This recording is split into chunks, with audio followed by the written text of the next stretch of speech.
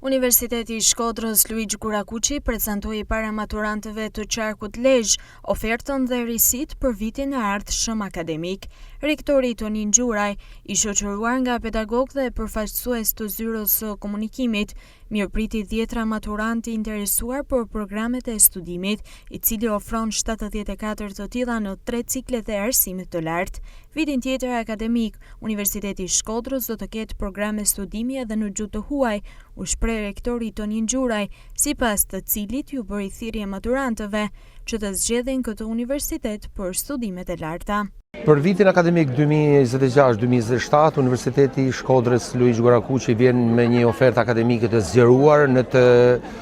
dy ciklet e studimit, në nivelin bachelor dhe në nivelin master i shkenca dhe master profesional. Risi për shembull në ciklin e parë të studimeve do jenë edhe programet në gjuhë të huaj, besoj. Tashmë programi trashëgimi kulturore është i licencuar dhe i konfirmuar, dhe mendoj që është një zgjedhje e shkëlqyer për maturantët, sidomos të zonës së Veriut dhe Verilinjes së vendit, por besoj edhe për studentët e tjerë. Ai do jetë një program në 3 gjuhë, në gjuhën shqipe, gjuhën italiane dhe gjuhën angleze. Pra do jetë aktiv në tetorin e këtij viti, po ashtu ne kemi aplikuar dhe presim licencimin nga Ministria e Arsimit edhe të programeve tjera në gjuhën e huajs, sidomos në fakultetin ekonomik. Rektori Gjuraj evidentoi përmirësimin e kushteve si mensa, konvikti, karta e studentit e shërbimet në bibliotek, si dhe koston e ulët të studimit në Shkodër. Po bëjmë përpjekje së edhe me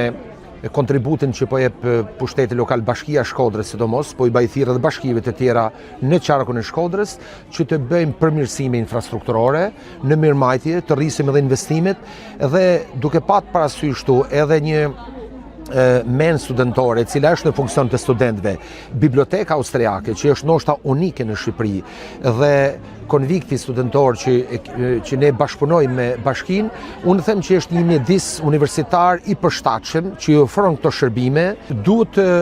kalkulojnë, besoj unë, dhe është krejt realiste edhe kostot e studimit. Pjesë e panajirit, i cili zgjati për disa orë në Lezhë, u bën 10 maturantë të cilët u njohën nga afër me programet dhe risitë e studimit në Universitetin Luigjë Gurakuqi të Shkodrës.